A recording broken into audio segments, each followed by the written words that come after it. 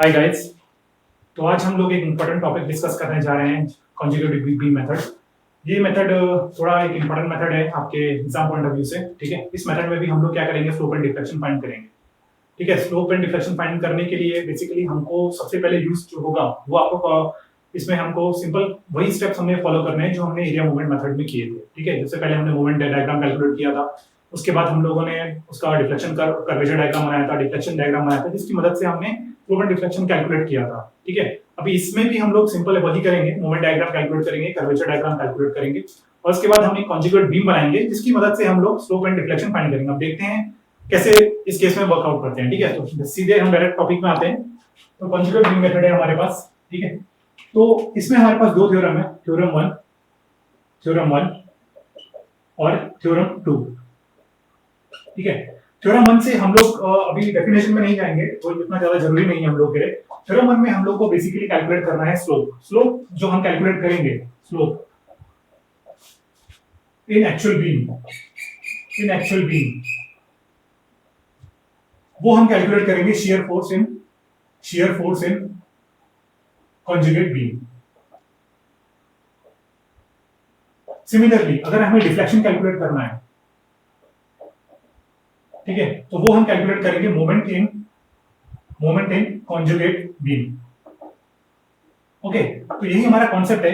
Theorem 1 में हमें slope calculate करना है, थ्योरम 2 से हमें मोमेंट कैलकुलेट करना है। ठीक है, स्लोप जो हम कैलकुलेट करेंगे वो मेन बीम में जो भी स्लोप होगा, वो आपका कॉन्जुगेट बीम में वो आपका शियर फोर्स कहलाएगा। ठीक है, और जो डिफ्लेक्शन होगा वो कॉन्जुगेट बीम में आप मोमेंट की मदद से कैलकुलेट करेंगे। ठीक है, मोमेंट और शियर फोर्स की कैलकुलेशन वैसे ही है जैसे हम स्टैटिक्स में हमने मेन नॉर्मल बीम के केसेस में करे थे, वैसे ही हम लोग कैलकुलेट करेंगे कि कैसे हम लोग इसमें शियर फोर्स और मोमेंट निकालें। ठीक है, तो सबसे पहले आते हैं हम लोग कॉन्जुगेट बीम में। तो कॉन्जुगेट बीम बेसिकली है क्या, हम लोग की कॉन्जुगेट बीम बेसिकली है, अगर मैं सिंपल एक बीम लेता हूं, सिंपल तो नहीं है, प्रॉप कैंटिलीवर है। ठीक है, प्रॉप कैंटिलीवर बीम है, इस पर मैंने एक हिंज लगा दिया यहां पर। ठीक है, यहां पर मैंने एक लोड लगाया है W। ठीक है, तो ये ना मेरी नॉर्मल बीम है। अगर मुझे इस पे इसका M/EI डायग्राम बनाना है, सबसे पहले मैं इसका मोमेंट डायग्राम बनाऊंगा। हिंज पर मेरा मोमेंट 0 होगा, यहां तक ये कुछ ऐसा चलेगा। ठीक है, ये सब कुछ नेगेटिव एम है। ठीक है, ये पॉजिटिव ये नेगेटिव। ओके, तो अभी मेरे पास मुझे ये, और सपोज EI इसका कांस्टेंट है, तो जो ये मेरा M/EI डायग्राम है। ओके, तो अभी हम लोगों ने देखा, अभी मैंने बोला है आप लोगों को कि जो स्लोप होगा वो मेरा होगा shear force in conjugate beam, deflection होगा वो होगा मेरा मोमेंट इन कॉन्जुगेट बीम। ठीक है, तो सबसे पहले मुझे अगर शियर फोर्स कैलकुलेट करना है कॉन्जुगेट बीम में, तो मुझे उसके लिए सबसे पहले लोडिंग पता होना है। कॉन्जुगेट बीम जो है वो मेरी इमेजिनरी बीम है, इमेजिनरी बीम। ठीक है, तो बेसिकली अगर मुझे इस केस में इसकी लोडिंग कैलकुलेट करनी है, ठीक है, इसके लिए कर्वेचर लोडिंग हमें कैलकुलेट करनी है। कर्वेचर लोडिंग जो हो, कर्वेचर की जो लोडिंग हो, कर्वेचर डायग्राम होगा उसके कॉरेस्पॉन्ड जो लोडिंग होगी वही इसके लिए लोडिंग होगी। ठीक है, कहने का मतलब ये है कि यहाँ पर आप देखेंगे कि यहाँ पर मेरा पॉजिटिव बेंडिंग मोमेंट है, यहाँ पर नेगेटिव बेंडिंग मोमेंट है। ठीक है, और अगर मैं अपनी कोऑर्डिनेट एक्सिस को ये पॉजिटिव y मानूं और ये पॉजिटिव x मानूं यहाँ पर, ठीक है, तो मैं लोडिंग मुझे कैलकुलेट करनी है। ठीक है, यहां जहां तक मेरा पॉजिटिव मोमेंट है उस केस को मैं डायरेक्टली इस बीम के ऊपर रखूंगा, कॉन्जुगेट बीम के ऊपर, और मैं लोडिंग को इन अपवर्ड डायरेक्शन दिखा दूंगा।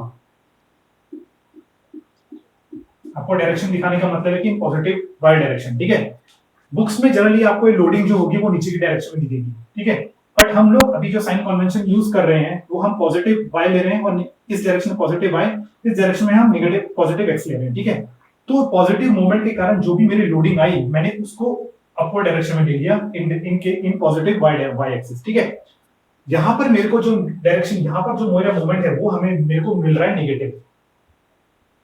ठीक है, नेगेटिव मिल रहा है, मतलब यहाँ पे क्या है, आपकी हॉगिंग है, तो इस केस के लिए मैंने इसको ले लिया नेगेटिव वाई डायरेक्शन में। ठीक है, ये एक बार फिर से समझिए। ठीक है, जहां पे मेरा पॉजिटिव मोमेंट आ रहा है कर्वेचर डायग्राम, मतलब कहने का मतलब है कि ये मेरी जो बीम होगी, अगर मैं इस बीम का डिफ्लेक्शन कर्व बनाऊं तो ये कुछ ऐसा बनेगा।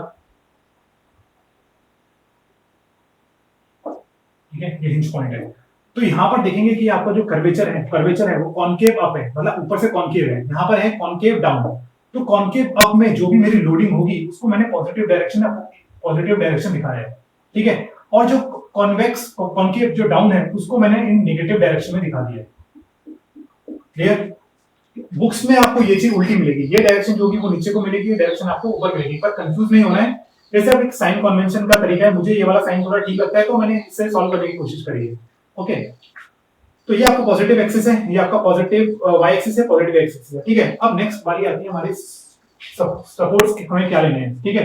यहाँ पर आपको देखिए कि यहाँ पर है आपका सिंपली सपोर्टेड सपोर्ट है, ठीक है, और यहाँ पर आपका फिक्स सपोर्ट है, और यहाँ पर आपका हिंज है, ठीक है, इंटरनल हिंज है, ठीक है।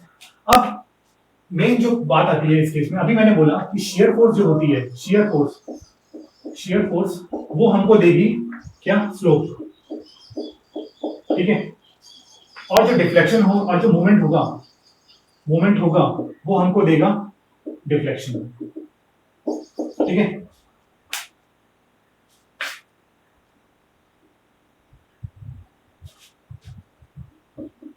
ठीक है, तो अब अगर मैं इस बीम में आता हूं, अगर मुझे स्लोप कैलकुलेट करना है पॉइंट ए पर, ठीक है, स्लोप कैलकुलेट करना है मुझे पॉइंट ए पर, पॉइंट इसको हम ए डैश लेते हैं, इसको हम बी डैश लेते हैं, इसको सी डैश लेते हैं, ठीक है।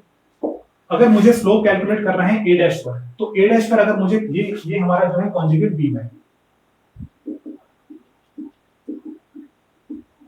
ठीक है, ये हमारी कॉन्जुगेट बीम है। अगर मुझे स्लोप कैलकुलेट करना है ए डैश पर, तो स्लोप कैलकुलेट करने के लिए मेरे पास होना चाहिए शियर फोर्स, ठीक है, शियर फोर्स मेरे पास होना चाहिए, ठीक है। तो शियर फोर्स मेरे पास होना चाहिए, तो अगर मुझे शियर फोर्स चाहिए तो यहाँ पर मुझको क्या चाहिए, यहाँ पर मुझको चाहिए कि जो सपोर्ट है वो मेरा शियर फोर्स तो दे, मतलब मुझे एक वर्टिकल रिएक्शन कंपोनेंट तो मेरे को डेफिनेटली यहाँ पर चाहिए, ठीक है। तो मैं क्या करता हूँ, एक वर्टिकल रिएक्शन कंपोनेंट एक यहाँ पे लगा देता हूँ, ठीक है, ये मेरा वर्टिकल रिएक्शन है, ठीक है। क्योंकि अगर वर्टिकल रिएक्शन नहीं होगा तो यहाँ पर शियर फोर्स नहीं होगी, तो यहाँ पर स्लोप जीरो हो जाएगा। बट हम अगर एक्चुअल बीम में देखेंगे तो यहाँ पर हमारा स्लोप है, तो यहाँ पे हमको शियर फोर्स है, तो हमें एक लोड यहाँ पर लगाना पड़ेगा, ठीक है। उसके बाद हमको यहाँ पर डिफ्लेक्शन भी चाहिए, ठीक है, डिफ्लेक्शन चाहिए। अगर डिफ्लेक्शन चाहिए तो यहाँ पर मेरा डिफ्लेक्शन क्या होगा, एक्चुअल बीम में जो मेरा डिफ्लेक्शन होगा वो जीरो होगा, सिंपली सपोर्टेड है तो एंड पे डिफ्लेक्शन मेरा जीरो होगा। तो मैं ये कह सकता हूँ, तो यहाँ पर मेरे को डिफ्लेक्शन मेरा जीरो होगा, तो मैं सिंपली मैं क्या करूंगा, यहाँ पर मेरे को मोमेंट जीरो होना है, तो मैं यहाँ सिंपल क्या करूंगा, एक रोलर सपोर्ट लगा लूंगा, ठीक है, रोलर सपोर्ट या हिंज सपोर्ट लगा लूंगा, ठीक है। तो ये जो यहाँ पे जो मेरे को रिएक्शन मिलेगा, एक वर्टिकल रिएक्शन मिलेगा, और जो मोमेंट होगा वो मेरा जीरो होगा, ठीक है। तो मेरा एक सपोर्ट तो डिसाइड हो गया, ठीक है। नेक्स्ट सपोर्ट में आता हूं कि मेरे फिक्स सपोर्ट की क्या कंडीशन रहेगी, ठीक है।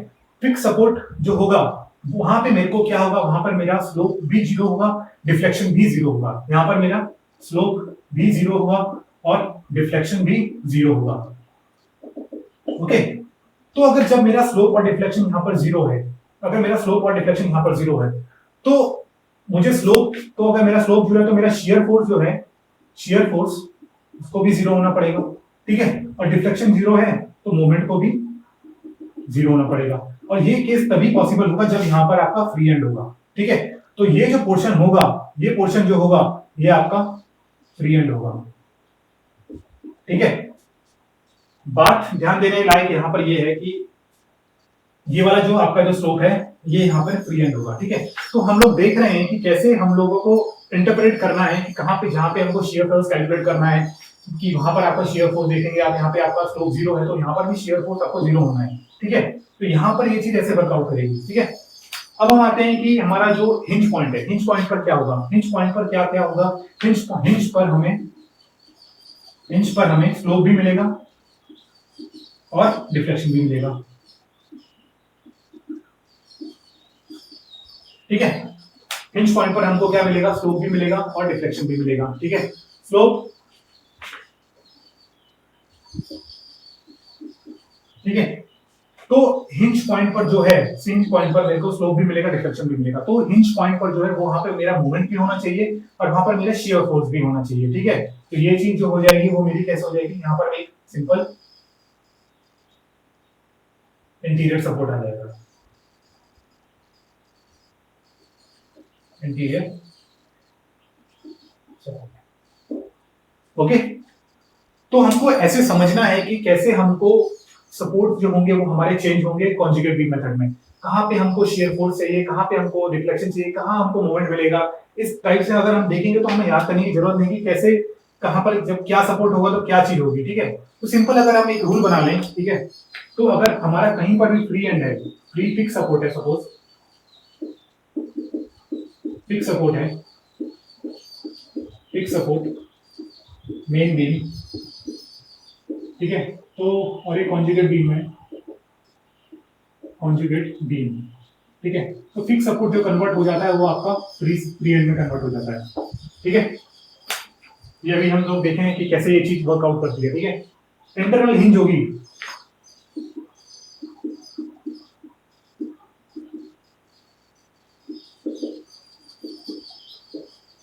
इंटरमीडिएट सपोर्ट और इंटरनल सपोर्ट भी बोल सकते हैं इसको। ठीक है, और जो मेरा सबसे एंड सपोर्ट रहेगा, simply supported, simple support, simply support and पर, वो मेरा सेम ही रहेगा, सेम यानी सिंपली सपोर्टेड।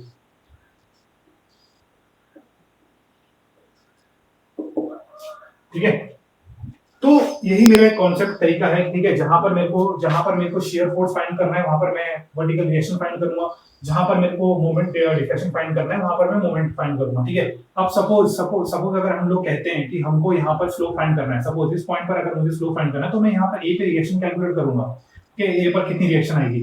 ठीक है, सपोज मेरे को बी पर मेरे को स्लो कैलकुलेट करना है तो मैं बी पर शेयर फोर्स कैलकुलेट करूंगा। ठीक है, तो इस तरह से हम लोग वर्कआउट करेंगे कि कैसे हमें ये चीज वर्कआउट करनी है, पहले मोमेंट निकालना है, उसकी मदद से हमको एक कॉन्जुगेट बीम पे लोडिंग दिखानी है। ठीक है, डायरेक्शन मैंने आप लोगों को बताई दी है कि ये ऊपर वाला जो होगा, ऊपर वाला कहने का मतलब है जो भी जहां पे भी आपके सैगिंग लोडिंग जहां पर भी आ रही है, सैगिंग लोडिंग जहां पर भी आ रही है वहां पर हम लोग उसको अपवर्ड मानेंगे, और जो नीचे वाला है हम उसको डाउनवर्ड मानेंगे। नीचे वाला कहने का मतलब है जहां पर भी आपकी फॉगिंग आ रही है। ठीक है, बुक्स में आपको ये चीज बिल्कुल रिवर्स मिलेगी क्योंकि ये चीज आपको नीचे दिखेगी, नीचे कहने का मतलब डायरेक्शन नीचे होगा और इसका डायरेक्शन जो होगा वो अपवर्ड होगा। ठीक है, बट हम लोगों ने क्या किया, यहाँ पे कोऑर्डिनेट एक्सिस की अलाउ किया, तो ये थोड़ा इजी रहेगा आपको अंडरस्टैंड करने में। डायरेक्शन आप लोग चेंज करना वो आप लोग अपने हिसाब से देख सकते हैं। ठीक है, इस चीज से हमें डायरेक्शन जो है वो हमको बहुत कोऑर्डिनेट एक्सिस के हिसाब से बिल्कुल परफेक्ट डायरेक्शन मिलेगी। इसलिए इस चीज से मैंने आपको बेटर लगा कि मुझे इस चीज से समझाना चाहिए, तो इस पर वर्कआउट करेंगे। ठीक है, नेक्स्ट इसमें प्रॉब्लम देखते हैं, फिर कंटिन्यू करते हैं।